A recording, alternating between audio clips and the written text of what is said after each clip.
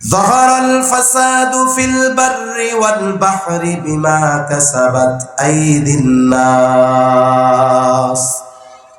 আল্লাহ তাআলা বলেন, জলে স্থলে যত রকমের বিপর্যয় সংঘটিত হয় সব মানুষের হাতের কামাই। পানিতে কি হয়? পানিতে হয় সিডর, আইলা, লাইলা, জলোচ্ছ্বাস, সুনামি, এগুলো পানিতে হয়। স্থলে কি হয়? বলে অতিবৃষ্টি, অনাবৃষ্টি, ভূমিধস, ভূমিকম্প, অতি খরা, এগুলো জমিনে সংগঠিত মুসিবত, বিপর্যয়। আল্লাহ তাআলা বলেন, পানিতে হোক আর স্থলে হোক, এই ধরনের বিপর্যয় মুসিবত আসার অন্যতম কারণ হলো আমরা, আমাদের কর্মের কারণে, আমাদের আমলের কারণে আল্লাহ তাআলা এইগুলো দেয়। আল্লাহ এই মুসিবত দেন, তবে বড় মেহেরবান, দিয়া শেষ করে দেন না। নবীজির দোয়া আছে এই উম্মতের ব্যাপারে, যে পাপের কারণে সমূলে যেন ধ্বংস না করে দেওয়া হয় আমাদের। যদি নবীজির এই দোয়া না থাকতো, আল্লাহ যদি এটা কবুল না করতেন, যেই পরিমাণ পাপাচার আমাদের সমাজে, রাষ্ট্রে, পৃথিবীতে সংগঠিত হয়, আল্লাহ তাআলা এতকাল আমাদের আর রাখতেন না। কিন্তু আসি কার দোয়ার বরকতে? নবীজির দোয়ার বরকতে। এখন আল্লাহ কেন আমাদের আমলের কারণে এগুলো আস্বাদন করান? আল্লাহ বলেন, লিউযীকাহুম বা'দাল্লাযী আমিলু লাআল্লাহুম ইয়ারজিউন। আমাদেরকে যে আমাদের আমলের কারণে এই যে শাস্তি আস্বাদন করানো হয়, আমাদের শেষ করে দেওয়ার জন্য নয়। কেন? লাআল্লাহুম ইয়ারজিউন, যাতে করে এই বিপর্যয়গুলোকে, এই মুসিবতগুলোকে অবলোকন করে, দেখে, অনুধাবন করে আমরা যেন পাপের পথ থেকে প্রত্যাবর্তন করে আল্লাহর পথে, দ্বীনের পথে আমরা যেন ফিরে আসি। এজন্য আল্লাহ তাআলা মুসিবত দেয়। কিন্তু আফসোস, মুসিবত আইসা আমাদের চরিত্রকে উন্নত করতে পারে না, বরং চরিত্র আরো নষ্ট হয়। করোনা যখন আসছে, আমরা মনে করছি যাক একটা মুসিবত আল্লাহ দিছে ঠিক, কিন্তু মানুষের চারিত্রিক পরিবর্তন হবে। পুলিশ, আইন ঠেইল্লা ঠুল্লাও মসজিদ থেকে মানুষের বাইর করতে পারতো না, পলাইয়া জোর করে মসজিদে ঢুকতো না। মনে করছি যে যাক কমপক্ষে করোনা মানুষের অন্তরে মসজিদমুখী হওয়ার ব্যাপারে যেই আগ্রহটা দরকার, এটা জাগ্রত করতে পারছে। কিন্তু মোটামুটি যখন করোনা চলে গেছে, লোহারে পিটাইলে একটা আওয়াজ হয়। লোহা দিয়ে যাই বানানো হোক না কেন, লোহারে তো আর পিটাইয়া স্বর্ণ বানানো যায় না, লোহাই থাকে, ঠিক না? তা লোহা একটা শব্দ বলে। শব্দটা কি? পিটান দিলে খেয়াল করলে আওয়াজ পাওয়া যায়, যেই সেই। লোহা কি বলে? যেই সেই। আমারে আগুনে দিছস, আরে আগে নাইলে একটা লোহার টুকরা ছিলাম, এখন দাও হইছি, লোহাই তো আছে। আগে নাইলে একটা লোহার টুকরা ছিলাম, এখন নাইলে তোমার বাড়ির রান্নাঘরের তরকারি মাছ কাটার বটি হইছি, কিন্তু তাতে কি হয়েছে? লোহাই তো আছে। আমাদের অবস্থা হয়ে গেছে এরকম। বিপর্যয়, বালা, মুসিবত আল্লাহ দেন যাতে করে পাপের পথ থেকে ফিরে আমরা দ্বীনের পথে আসি, কিন্তু আমাদের মধ্যে পরিবর্তন হয় না, বরং কি হয়? সময়ের সাথে সাথে অবাধ্যতা আর পাপাচার বাড়তে থাকে, ঠিক কিনা বলেন? এজন্য আল্লাহ তাআলা বলেন, জলে স্থলে সংগঠিত মুসিবতগুলো আমাদের হাতের কামাই। আমাদের বদ আমলের কারণে আল্লাহ তাআলা এইগুলো দেন। এখন এই ভূমিকম্প কোন কোন পাপের কারণে হয়? নবীজি সাল্লাল্লাহু আলাইহি ওয়াসাল্লাম অনেকগুলো পাপের কথা আমাদের জানিয়েছেন। মানুষ যখন যাকাতকে জরিমানা মনে করে, মানুষ যখন মার অবাধ্যতা শুরু করে স্ত্রীকে প্রাধান্য দিয়া, মানুষ যখন গান বাদ্য, নৃত্য অনুষ্ঠান, নাচ গান, মদপান, অশ্লীলতা, জেনা, ব্যভিচার, এগুলো যখন মানুষের মধ্যে স্বাভাবিক হয়ে যায়, আল্লাহ তাআলা ভূমিধস আর ভূমিকম্পের মতো আযাব দেয়। এজন্য সাবধান, ভূমিকম্প বাড়বে কেন? বলে সময়ের সাথে সাথে পাপ বাড়বে, ঠিক আছে, তবে খবরদার এই ধরনের পাপাচার, অনাচার আমার আপনার দ্বারা যেন সংগঠিত না হয়। তাহলে নবীজি সাল্লাল্লাহু আলাইহি ওয়াসাল্লাম বলেন, কিয়ামতের আগে এক নাম্বার আল্লাহ তাআলা ইলম উঠিয়ে নেবেন। ইলম উঠিয়ে নেওয়ার পদ্ধতি হলো আলেমদেরকে উঠিয়ে নেবেন, এর মাধ্যমে আল্লাহ ইলম উঠিয়ে নেবে। 2 নাম্বার, জালজালা, ভূমিকম্প বেড়ে যাবে। ভূমিকম্প বাড়ার কারণ কি? বলে আমাদের পাপ। 3 নাম্বার, নবীজি সাল্লাল্লাহু আলাইহি ওয়াসাল্লাম বলেন ওয়ায়াতাকারাবাজ জামান, নবীজি বলেন সময় নিকটবর্তী হয়ে যাবে। আখিরুজ জামান, শেষ জামানায় নবীজি বলেন জুমা বারবার চলে আসবে। মনে হবে যে এই তো 2 দিন আগে জুমা পড়লাম, আবার মনে হচ্ছে কালকেই জুমাবার। শুধু তাই না, আরেক হাদিসের মধ্যে নবীজি সাল্লাল্লাহু আলাইহি ওয়াসাল্লাম বলেন শেষ জামানায় কেমন যেন এক যুগকে 1 বছরের মতো মনে হবে, বছরকে মনে হবে মাসের মতো, মাসকে মনে হবে সপ্তাহের মতো, সপ্তাহকে মনে হবে দিনের মতো, দিনকে মনে হবে ঘন্টার মতো, ঘন্টাকে মনে হবে মিনিটের মতো, মিনিটকে মনে হবে আগুনের স্ফুলিঙ্গের মতো, অর্থাৎ সেকেন্ডের মতো। এইভাবে সময় দ্রুততার সাথে চলে যাবে। একটু বুঝে থাকলে জবাব দিবেন।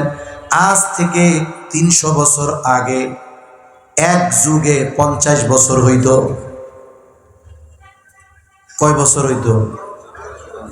এখনো এক যুগে 12 বছর। 300 বছর আগেও ছিল এক যুগে 12 বছর। কিন্তু আফসোস, এই সময়ের যুগটাকে বছরের মতো কেন মনে হয়? মুহাদ্দিসিনে কেরাম বলেন সময় নিকটবর্তী হয়ে যাবে, এর দ্বারা উদ্দেশ্য হলো সময় থেকে আল্লাহ বরকত উঠায় নিয়ে যাবে, সময় থেকে বরকত উঠিয়ে নিয়ে যাবে। এই পৃথিবীর অন্যতম একজন আলেমে দিন জাস্টিস মুফতি তাকি উসমানী দামাত বারকাতুহুমুল আলিয়া হযরত সময়ের মূল্যায়ন নিয়ে একটা বয়ান করতেছিলেন। এইখানে হযরত খুব সুন্দরভাবে সময়ের মধ্যে কেমন করে বরকত আনায়ন করা যায় এই ব্যাপারে তিনি পরামর্শ দিয়েছেন। হযরত বলেন সময় হলো এমন এক জিনিস, মানুষ এই সময়ের ব্যবহারের মাধ্যমে সময়কে বরকতময় করতে পারে, আর এই সময়ের অপব্যবহারের মাধ্যমে মানুষ সময়কে বরকত শূন্য বানিয়ে ফেলতে পারে। তার মানে আমি আপনি আমার আপনার সময়কে ব্যবহারের মাধ্যমে বরকতময় করে তুলতে পারি, আবার সময়ের অপব্যবহারের মাধ্যমে সময় থেকে আমি আপনি বরকতকে দূর করে দিতে পারি। কেমনে? মানুষ যখন সময় ভালো কাজে ব্যয় করে, ওই সময়ের মধ্যে আল্লাহ তাআলা বরকত দেন, ওই সময়টাকে আল্লাহ প্রলম্বিত করে দেন। আবার মানুষ যখন সময়কে অহেতুক গুনার কাজে ব্যয় করে, বলে ওই সময় দ্রুততার সাথে চলে যায়, বরকত শূন্য হয়ে যায়। উদাহরণ কেমনে দেই? 1-2টা উদাহরণ দিলে বুঝতে সহজ হবে যে আসলেও কি ভালো কাজের মধ্যে সময় প্রলম্বিত হয়। আসলে এটা একটা মনস্তাত্ত্বিক বিষয় যে সময়টা কি প্রলম্বিত হচ্ছে কিনা, এটা একটা মেন্টালিটি বিষয়। মনে করেন এক এলাকায় একজন ইমাম সাহেব 5 বছর আছে, এটা এক দীর্ঘ সময়। একজন ইমাম যদি এক এলাকায় 5 বছর থাকে, ইমামের বেতন 5 বছরে 500 টাকা না বাড়লেও ইমাম কোন সময় কোন ওয়াক্তে কয় মিনিটে নামাজ পড়ায় এটা মোটামুটি সবাই পিএইচডি করে ফেলে, ঠিক কিনা বলেন? 5 বছরে বেতন বাড়ে নাই 500, কিন্তু ইমাম ফজরে কয় মিনিট লাগে, জোহরে কয় মিনিট লাগে, আসরে কয় মিনিট লাগে, মাগরিবে কয় মিনিট লাগে, এইগুলা সব মোটামুটি মুসল্লিরা পিএইচডি করে ফেলে। এখন ওই এলাকার ইমামের হিসাব হলো ওনার ফজরের নামাজ পড়াইতে লাগে 10 মিনিট। কয় মিনিট? জোরে বলেন। 10 মিনিট লাগে ফজরের নামাজ পড়াইতে। এখন মুসল্লিদের হিসাব যে আমরা যদি 5টা 20 বা 30 নামাজে দাঁড়াই, ফজরের নামাজ শেষ হবে 5টা 20 দাঁড়াইলে 30 দাঁড়াইলে 40। এখন নামাজে দাঁড়াইছে ইমাম সাহেব, হিসাব হলো উনি 20 যখন নামাজ শুরু করেন 24 উনি প্রথম রাকাতের রুকুতে যান। আর এখনকার সময় হলো এরকম, আগে তো সারা দেশ খুঁজে একটা ঘড়ি পাওয়া যেত না, তাই না? আগে এলাকার মধ্যে 2-4 জন মানুষের কাছে ঘড়ি থাকতো, ঘড়ি হাতে দেওয়া এটা যোগ্যতার এক ব্যাপার ছিল। কিন্তু এখন তো মোবাইলে ঘড়ি, হাতের মধ্যে ঘড়ি, সব কিছুর মধ্যে ঘড়ি। মসজিদের এমনও মসজিদ দেখছি মুসল্লিদের সামনের দেয়ালে 5-6টা ঘড়ি আছে। আছে না নাই? থাকায় সুবিধা যেমন হয়েছে অসুবিধাও তেমন আছে। অসুবিধাগুলো কি? যারা মক্কা মদিনার সফরে গেছেন এদের এই বিষয়টা জানা আছে। মক্কা মদিনায় নামাজ শুরুর কোনো নির্দিষ্ট সময় নাই। সময় দেওয়া হয়, উল্লেখ করা হয় ওয়াক্ত কখন হলো, ওয়াক্ত হয়েছে, আজান দিয়ে দিছে। এরপরে ইমাম সাহেব তার সময় মতো এসে নামাজ পড়ায়। এজন্য মাঝে মধ্যে দেখা যায় ফজরের আজান যখন হয়েছে 5 মিনিট পরে এসে ইমাম সাহেব নামাজ শুরু করে দিছে। মাঝে মধ্যে ফজরের আজান হয়েছে, ইমাম সাহেব আসতে 15 মিনিট লাগাইয়া দিছে। তার মানে জামায়াত কখন দাঁড়াবে এটা ইমাম সাহেবের ইচ্ছার উপরে নির্ভর করে। তবে হ্যাঁ, আমাদের দেশের মানুষ, কর্মজীবী মানুষ, ব্যস্ত মানুষ, এই বিষয়গুলোকে কেন্দ্র করে নামাজ দাঁড়ানোর একটা সময় নির্দিষ্ট করা এটা মন্দ কোনো বিষয় নয়, এটা ভালো বিষয়। তবে সমস্যা হলো কি, যিনি নামাজ পড়ান ইমাম সাহেব সব কিছু সব দিক খেয়াল রাখতে হবে। যেমন মনে করেন অনেক জায়গায় আমরা যারা ইমামের দায়িত্ব পালন করি আমরা ভুল করি, কিছু কিছু জায়গায় মুসল্লি আছেন তারা ভুল করেন। ইমাম ভুল করে কি বলে, bus station, train station, rail station, বিমানবন্দর, এই সমস্ত মানুষ চলাচলের জায়গা যে সব জায়গায়, এখন ওই জায়গায় মানুষেরা তাড়াহুড়ো করে নামাজ পড়তে আসে। একজন জুমার নামাজে ঢুকছে, তার গাড়ি হলো 2:45, 2:45, ইমাম সাহেব নামাজে দাঁড়াবেন 1:30। উনি যদি 2 রাকাত নামাজ সংক্ষিপ্ত কেরাত দিয়ে পড়েন 35-36 শেষ। কিন্তু আমরা কিছু ইমাম আছি অবস্থা অবলোকন না করে ওই দিন ধরছি সূরা বাকারা আর 2য় রাকাতে আলে ইমরান, ওপাশ দিয়া নামাজের মধ্যে মুসল্লি ঘড়ির দিক তাকায় আর চিন্তা করে আল্লাহ করলাম কি, যে সূরা ধরছে এ তো 2টা বাজে শেষ করবে, আমার ট্রেন শেষ, বাসও শেষ। এজন্য স্থানকাল পাত্র ভেদে কেরাত বড় ছোট করা দরকার। তা যাই হোক, ইমাম সাহেব এখন নামাজে দাঁড়ান নির্দিষ্ট একটা সময়ে। ইমাম সাহেব তো ভিন্ন গ্রহের কোনো প্রাণী নয়। নামাজ 5:30, ইমাম সাহেবের 5:27 জরুরতে চাপ দিতে পারে কি পারে না? এখন ইমাম সাহেব জরুরতে গেছেন, 5, 7, 8, 10 মিনিট লাগতে পারে। মুসল্লিদের আদব কি, ইমাম সাহেব আসতেছেন না, মুয়াজ্জিন খবর দিলেন যে উনি জরুরতে আছেন, আসতেছেন, মুসল্লিরা বসে থাকবে, এটা আদব। আরেকটা হলো ইমাম সাহেব উপস্থিত আছেন, এমনকি উনি ওনার জায়নামাজে বসে আছেন, সময় হয়ে গেছে, ইমাম সাহেবের হাতেও ঘড়ি আছে, ইমাম সাহেবও দেখতেছে, আমরাও দেখতেছি, ইমাম সাহেব আছেন। মুসল্লি কি করে, ইমাম দাঁড়ানোর আগে সুন্দর মতো দাঁড়ায় যায়, সময় হয়ে গেছে, দাঁড়ায় যান, দাঁড়ায় যান, দাঁড়ায় যান, এটা আদবের খেলাফ। ইমাম সাহেব উপস্থিত আছেন, উনি যদি ইচ্ছা করেন 1-2 মিনিট লেট করতে পারেন কি পারেন না, তাহলে ইমাম সাহেব দাঁড়ানোর পরে আমি দাঁড়াবো। কিন্তু ওই যে ঘড়ি আছে, যে সময় হওয়ার সাথে সাথে আর আমাদের সহ্য হয় না, আমরা সাথে সাথে দাঁড়ায় আছি। আরেকটা বদ অভ্যাস, কথায় কথা আসতেছে এজন্য বলি, জুমার দিন আমাদের দেশে স্বাভাবিকভাবে আরবি 2 খুতবার আগে স্বাভাবিক আমরা বাংলা বয়ান করি, আলোচনা করি, এরপরে 2টা আরবি খুতবা হয়। আমাদের দেশের মানুষ মাশাআল্লাহ 2 খুতবার কিচ্ছু না বুঝলেও শেষ খুতবার ফাযকুরুনি আযকুরুকুম খুব ভালো বুঝে। এজন্য কি হয়, ইমাম সাহেব মেম্বারে দাঁড়িয়ে খুতবা শেষ করার আগেই যখন বলে ফাযকুরুনি, হায় হায় ওয়াশকুরুলি ওয়ালা তাকফুরুন পর্যন্ত পৌঁছাইতে দেয় না, মুসল্লি সব দাঁড়ায় যায়। আছে না নাই? এই বদ অভ্যাসগুলো আমাদের বাদ দিতে হবে, আল্লাহ তৌফিক দান করেন। ইমাম যতক্ষণ না দাঁড়াবে ততক্ষণ আমরা দাঁড়াবো না, এই বিষয়গুলো খেয়াল রাখবো। এখন ইমাম সাহেব 5:24 দাঁড়াইলে রুকুতে যাবে, সামনে ঘড়ি আছে, মুসল্লি তো বেশি দেখে আরো, কারণ ঘড়িগুলো মুসল্লিদের সামনে থাকে। কিন্তু আজকে 24:25 ইমাম রুকুতে যায় না। চিন্তা করলো কি হইল রে, অবস্থা তো খারাপ। 25:26 এবার উনি কাশি দেওয়া শুরু করছে, জাতীয় সিগন্যাল, এটা কি সিগন্যাল? 26:27 এখন পেছন থেকে ওনাকে অনুসরণ করে আরো একদল এই আমল শুরু করছে। ইমাম সাহেব চিন্তা করছিল যে অন্যান্য দিন একটা সূরার 1 পৃষ্ঠা দিয়ে নামাজ পড়াই, আজকে এই সূরাটা পুরা তিলাওয়াত করব 3 পৃষ্ঠা, তাহলে অন্যান্য দিনের চাইতে আজকে ওনার 3-4 মিনিট বেশি লাগবে প্রথম রাকাতের রুকুতে যাইতে। কিন্তু আফসোস, এইটুক দেরি মুসল্লিদের সহ্য হলো না। সর্বসাকুল্য 10 মিনিটের নামাজ ওনার লাগলো মনে করেন 15 মিনিট, তাহলে অন্যান্য দিন 10 মিনিট লাগে, আজকে বেশি লাগছে কয় মিনিট? জোরে বলেন কয় মিনিট? এই 5 মিনিট কি কোনো মন্দ কাজ হইছে? কি কাজ হইছে? বলে ঈমানের পরে সবচাইতে গুরুত্বপূর্ণ যেই ইবাদত, নামাজের মধ্যে আমরা এই 5 মিনিট অতিবাহিত করেছি। নামাজ এমন এক ইবাদত, বলে বান্দার সাথে আল্লাহর কথোপকথন হয়, তার মানে সবচাইতে শ্রেষ্ঠ সময় আমরা অতিবাহিত করেছি, ঠিক কিনা? কিন্তু কি হইল, এই 5টা মিনিট মুসল্লিদের কাছে লাগে 50 ঘন্টার সমান।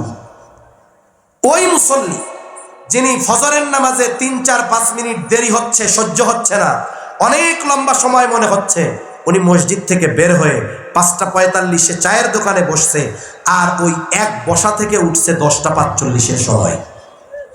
এরকম কিছু বুজুর্গ আছে না নাই? তাহলে এই 5 ঘন্টা ওনার কাছে তুড়ির বাড়িতে চলে গেছে, কিন্তু নামাজের মধ্যে 5 মিনিট ওনার কাছে 5 ঘন্টার মতো লাগছে। কেন? বলে এই 5 মিনিট ব্যয় করেছে উনি সর্বোত্তম ইবাদতে।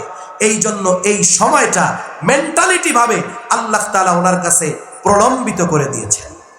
এই জন্য দেখবেন ফেসবুকে ঢুকছে 5 ঘন্টা শেষ, ইউটিউবে ঢুকছে 5 ঘন্টা শেষ, বল খেলা দেখতেছে 5 ঘন্টা শেষ, কিন্তু ওই মানুষগুলো দৈনিক 5 ভাগে 1.5 ঘন্টা মসজিদে থাকতে কষ্ট হয়ে যায়। আছে না নাই? এজন্য মনে রাখতে হবে, সময় যদি দ্বীনের কাজে, নেকের কাজে ব্যয় করা হয়, তাহলে সময়টা বরকতময় হয়ে যায়। এজন্য সময়গুলো আমরা অহেতুক কাজে, গুনার কাজে ব্যয় করব না, নষ্ট করব না। কারণ এই পৃথিবীতে আল্লাহ প্রদত্ত যত নেয়ামত আছে, সব নেয়ামত গুলার মধ্যে অন্যতম দামি যেই নেয়ামত, সেই নেয়ামতের নাম হলো সময়, সেই নেয়ামতের নাম হলো হায়াত। মানুষ মারা যাওয়ার পরে কথা বলে। নবীজি সাল্লাল্লাহু আলাইহি ওয়াসাল্লাম বলেছেন, মানুষ মারা যাওয়ার পরে মানুষ কথা বলে, কিন্তু দুনিয়ার মানুষ ওই কথা শুনতে পারে না। যদি দুনিয়ার মানুষ মৃত ব্যক্তির কথা শুনতে পাইত, তাহলে ভয়ে দাফন কাফন বাদ দিয়া দিত। মরা মানুষ যদি কথা বলতো, এমনিই তো স্বাভাবিক ভয় লাগে, কিন্তু যদি কথা বলতো তাহলে মানুষ ভয়ে আর কাছে যাইত না। এক অনাকাঙ্ক্ষিত পরিস্থিতির সৃষ্টি হয়ে যাইত। মানুষ কথা বলে। নেককার বান্দা যারা, এরা গোসলকারীরে বলে, তাড়াতাড়ি গোসল করাও, আমারে আমার গন্তব্যে পৌঁছায় দাও। বদকার ওদের বিপরীত কথা বলে। স্বাভাবিক অন্যান্য আরো কিছু কথা মানুষ বলে। যেমন দুনিয়াতে যেই মানুষগুলো দুনিয়ায় প্রদত্ত, আল্লাহ প্রদত্ত এই হায়াত ভালো কাজে কাজে লাগায় নাই, ভালো কাজে ব্যয় করে নাই, নেক কাজে ব্যয় করে নাই, দ্বীনের কাজে ব্যয় করে নাই। আল্লাহ তাআলা তাকে ধন সম্পদ দিয়েছিলেন, কিন্তু সেই ধন সম্পদগুলো সে দান সাদকা করে নাই, ভালো কাজে ব্যয় করে নাই। এই ধরনের মানুষগুলো যারা সময়কে নষ্ট করেছে, মরার পরে ওরা একটা কথা বলে। ওই কথাটা দুনিয়ার কেউ না শুনলেও শোনে কে? আরো জোরে বলেন কে? কি কথা বলে? আল্লাহ রাব্বুল আলামিন জানায় দেন, وأنفقوا مما رزقناكم من قبل أن يأتي أحدكم الموت। আল্লাহ তাআলা বলেন, তোমাদেরকে যে রিজিক দেওয়া হয়েছে মৃত্যু আসার পূর্বে, তা থেকে তোমরা সদকা করো, দান করো। যদিও একটা আমলের কথা বলা হয়েছে, কিন্তু বুজুর্গানে দ্বীন বলেন এখানে সব ধরনের ভালো কাজ উদ্দেশ্য। কারণ যেই ব্যক্তি আল্লাহর জন্য সদকা করে, কষ্ট উপার্জিত সম্পদ দান সদকা করে, অন্যান্য ভালো কাজ করতে তার কোনো বাধা মনে হয় না, কষ্ট মনে হয় না। এখন যেই মানুষগুলোর সম্পদ ছিল, দান সদকা করে নাই, আল্লাহ তাআলা হায়াত দিয়েছিলেন, কিন্তু নেকের কাজে, ভালো কাজে সময়গুলো অতিবাহিত করে নাই। চায়ের দোকানে, বন্ধুদের মজলিসে, ফেসবুকে খেলা দেখে সময়গুলো কাটায় দিয়েছে। ওই মানুষগুলো মরার পরে আল্লাহ তাআলার কাছে একটা ফরিয়াদ করে। কি বলে?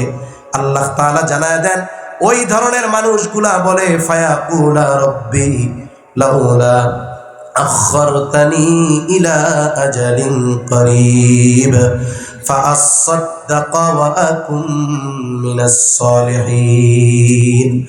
যেই মানুষগুলো দুনিয়ার হায়াত নষ্ট করেছে, ওই মানুষগুলো মরার পরে আল্লাহ তাআলার কাছে ফরিয়াদ করে আর বলতে থাকে, ও রব, লাউলা আখরতানি ইলা আজালিন করিব, আমাকে যদি সামান্য সময়ের জন্য অবকাশ দেওয়া হইতো, তার মানে ও রব, আবার যদি একটু দুনিয়ায় যাওয়ার সুযোগ দিতেন, যদি একটু দুনিয়ায় যাওয়ার সুযোগ দিতেন, ফাআসাদদাকা ওয়া আকুম মিনাস সালিহিন, আপনি আমাকে যেই সম্পদ দিয়েছেন, এই সম্পদ থেকে আমি সদকা করতাম, আমি এই সম্পদগুলো আপনার রাস্তায় ব্যয় করতাম, মাদ্রাসায় দিতাম, মসজিদে দিতাম, ভালো কাজে ব্যয় করতাম। শুধু তাই না, ওয়া আকুম মিনাস সালিহিন, আয় আল্লাহ, এত বেশি নেক কাজ করতাম, ভালো কাজ করতাম যে আমি সৎ কর্মশীলদের অন্তর্ভুক্ত হয়ে যাইতাম। ওই মৃত ব্যক্তি যে দুনিয়ায় সময়কে গুনার কাজে অতিবাহিত করেছে, পাপের কাজে অতিবাহিত করেছে, ওই মৃত ব্যক্তি আল্লাহর কাছে বলতে থাকবে যে আমার একটু সময়ের জন্য দুনিয়ায় যাওয়ার সুযোগ দেন না রব, আমি সম্পদ থেকে দান সদকা করব, আর এত ভালো কাজ করব যে আমিও ভালো মানুষের অন্তর্ভুক্ত হয়ে যাব, সৎকর্মশীলদের অন্তর্ভুক্ত হয়ে যাব। যত আবেগ, যত দরদ, যত ভালোবাসা, যত চাহাত নিয়ে সে এই কামনা রবের কাছে করুক না কেন, একটা সেকেন্ডের জন্য দুনিয়ায় আসার সুযোগ আছে? জোরে বলেন আছে? তাহলে মানুষ ওই সময় যেই জিনিসটা আল্লাহর কাছে কামনা করবে, সেই মূল্যবান জিনিসটা আমার আপনার কাছে আছে না নাই? হায়াত আছে না নাই? সময় আছে না নাই? এজন্য আমাদের হিসাব করা দরকার, আমার এই হায়াত, আমার এই সময় আমি কোন পদ্ধতিতে ব্যয় করতেছি, চিন্তা করার দরকার আছে না নাই? জোরে বলেন আছে না নাই? এজন্য হায়াতের কদর করব, হায়াতের মূল্যায়ন করব। মারা যাবার পর হায়াতের মূল্য বুঝে আসবে, কিন্তু করার কিছু থাকবে না। এই জন্য দুনিয়ার হায়াত আমরা ভালো কাজে অতিবাহিত করব, নেকের কাজে অতিবাহিত করব। অহেতুক গুনার মজলিসে থাকব না, অন্য কোনো মজলিসের সাথে সম্পৃক্ত হব না। হাকিমুল উম্মত আশরাফ আলী থানভী রহমাতুল্লাহি আলাইহি বলেন, দুনিয়াতে দুই ধরনের মজলিস ছাড়া কোনো মজলিস নিরাপদ নয়।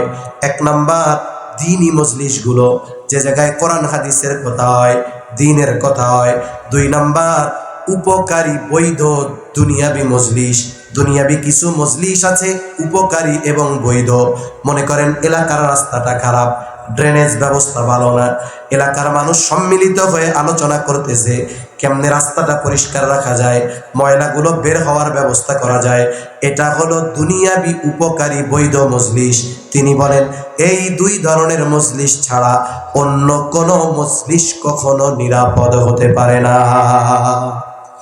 সময়গুলো দ্বীনি কাজে ব্যয় করব, সময় আছে, কোরআন পড়ে কাটাই, সময় আছে, আমি দাওয়াত তাবলীগের মেহনতে সময় লাগাই, সময় আছে, নিজে কোরআন পড়তে পারি না, মাদ্রাসায় হেফজখানা আছে, হাফেজ ছাত্ররা কোরআন তিলাওয়াত করে, তাদের তিলাওয়াত শুনি, তাহলে হায়াত কিয়ামতের আগে নিকটবর্তী হয়ে যাবে, তার মানে বরকত শূন্য হয়ে যাবে। আর বরকত শূন্য কেন হয়? বলে যখন গুনার কাজ করা হয় ওই হায়াত তখন বরকত শূন্য হয়ে যায়। নবীজি সাল্লাল্লাহু আলাইহি ওয়াসাল্লাম বলেন 4 নাম্বার ওয়াতাযহারাল ফিতান, কিয়ামতের আগে ফিতনা প্রকাশ পাবে। মুফাসসিরিন মুহাদ্দিসিন کرام বলেন কিয়ামতের আগে এই উম্মতের জন্য সবচাইতে বড় ফিতনা হলো দাজ্জালের ফিতনা। কিয়ামতের আগে দাজ্জালের আবির্ভাব ঘটবে, এটা এই উম্মতের জন্য সবচাইতে বড় ফিতনা, বড় মুসিবত। নবীজি সাল্লাল্লাহু আলাইহি ওয়াসাল্লাম উম্মতের প্রতি বড় রহম দিল, এজন্য উম্মত কিভাবে এই ফিতনা থেকে বাঁচতে পারে সেই আমল নবীজি সাল্লাল্লাহু আলাইহি ওয়াসাল্লাম আমাদেরকে শিখিয়ে দিয়েছেন। কেমনে উম্মত বাঁচতে পারে? নবীজি সাল্লাল্লাহু আলাইহি ওয়াসাল্লাম দাজ্জালের ফিতনা থেকে বাঁচার জন্য যে আমল আমাদের শিখিয়ে দিয়েছেন, সেই আমলটা হলো জুমার দিন সূরা কাহাফ তিলাওয়াত করা। সূরা কাহাফ রাসূলুল্লাহ সাল্লাল্লাহু আলাইহি ওয়াসাল্লাম বলেন এই সূরা যে তিলাওয়াত করবে জুমার দিন, আল্লাহ তাআলা তাকে দাজ্জালের ফিতনা থেকে হেফাজত করবে। এখন একজনের পুরা সূরা মুখস্থ নাই, আরেক বর্ণনার মধ্যে আসছে নবীজি বলেন কমপক্ষে 10 আয়াত যদি কেউ তিলাওয়াত করে তাহলে আল্লাহ তাআলা তাকে দাজ্জালের ফিতনা থেকে হেফাজত করবে।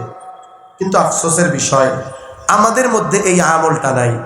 আমি আপনি পারি না, মানে যারা পারে না, পুরা সূরা পারে না, 10 আয়াত পড়ুক, 1 পৃষ্ঠারও কম, যদি নাও পড়তে পারে দ্রুততার সাথে 5 মিনিটের মধ্যে শেষ, এটাও পারে না। এখন মসজিদের ইমাম সাহেবকে যদি বলে যে হুজুর এই আমলটার কথা শুনলাম, সূরা কাহাফের আমল করলে দাজ্জালের ফিতনা থেকে বাঁচা যায়, আল্লাহ হেফাজত করে, আমরা তো তিলাওয়াত করতে পারি না, আপনি আমাদেরকে জুমার দিন নামাজের পরে সূরা কাহফ পুরাটা অথবা সূরা কাহফের প্রথম 10 আয়াত একটু তিলাওয়াত করে শোনায় দেন। কোন ইমাম সাহেব কি বলবে যে এ কাজ পারবো না? কোন ইমাম সাহেব বলবে? ইমাম সাহেব আরো খুশি হবে যে যাক, আমার মুসল্লিদের সূরা কাহফের আমলের ব্যাপারে গুরুত্ব আছে, উনি তিলাওয়াত করে শোনাবে।